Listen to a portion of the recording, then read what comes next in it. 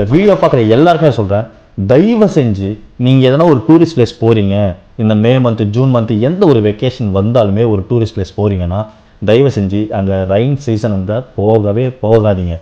ஏன்னா இப்போது மத்திய பிரதேசில் ஜபல்பூரில் நடந்த ஒரு போட் ஆக்சிடென்ட்டு எல்லாருமே பார்த்துட்டு இருக்கோம். ரொம்ப வைரலாக போயிட்டு இருக்கிற ஒரு நியூஸ் தாங்க. அந்த ஒரு போட்டு கவிழ்ந்து விழுந்து நிறைய பேர் இறந்து போயிட்டாங்க. அது முக்கியமான ஒரு விஷயம், ரொம்ப மனசுக்கு வலிக்குதுங்க. ஒரு அம்மா தான் குழந்தைய இப்படி கட்டி பிடிச்சிட்டு இறந்தே போயிட்டாங்க. இந்த மாதிரி ஒரு கோர விபத்தை இன்றைக்கி தான் நான் ஃபஸ்ட் டைம் என் லைஃப்பில் பார்த்துக்கிட்டு இருக்கேன். தயவு செஞ்சு நான் சொல்கிறேன், நீங்கள் எந்த ஒரு டூரிஸ்ட் பிளேஸ் போனாலுமே அங்கே ரெய்னி சீசன் தான் போகவே போகாதீங்க. இன்னும் கொஞ்ச நாள் தள்ளி கூட போடுங்க.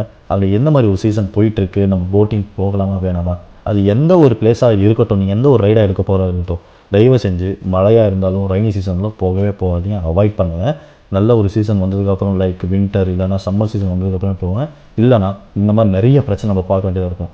முடிஞ்ச அளவுக்கு இந்த வீடியோ உங்கள் ஃப்ரெண்ட்ஸ் எல்லாருக்கும் ஷேர் பண்ணுங்கள். ஏன்னா பர்சனலாக ஆஸ் எ சீனியர் எக்ஸிக்யூட்டிவ் எனக்கு நல்லாவே தெரியும். நான் கடந்த ஒரு 5 வருஷமாக நான் ட்ராவல்ஸில் தான் நான் இருக்கேன். எனக்கு தெரியும் என்ன மாதிரிலாம் ஆக்சிடென்ட் நடக்கும்ன்ட்டு. இந்த ஒரு வீடியோ பார்த்ததுக்கப்புறம் லிட்டரலி எனக்கு தூக்கமே வர மாட்டேங்குது, அவ்வளோ கஷ்டமாக இருக்குது. தயவு செஞ்சு நான் மறுபடியும் செஞ்சு கேட்குறேன், யாரும் ரெய்னி சீசனில் எந்த மாதிரி ஒரு டூரிஸ்ட் பிளேஸுக்கு போகாதீங்க. தயவு செஞ்சு வீட்டில் இருங்க. ஒரு சீசன் வந்ததுக்கப்புறம் அங்கே கிளைமேட் வெதர் எப்படி இருக்குன்னு பார்த்துட்டு போங்க. ஏன்னா இந்த ஒரு ஆக்சிடென்ட் அந்த ஒரு கிளைமேட்னால நடந்த ஒரு விபத்து தாங்க இது.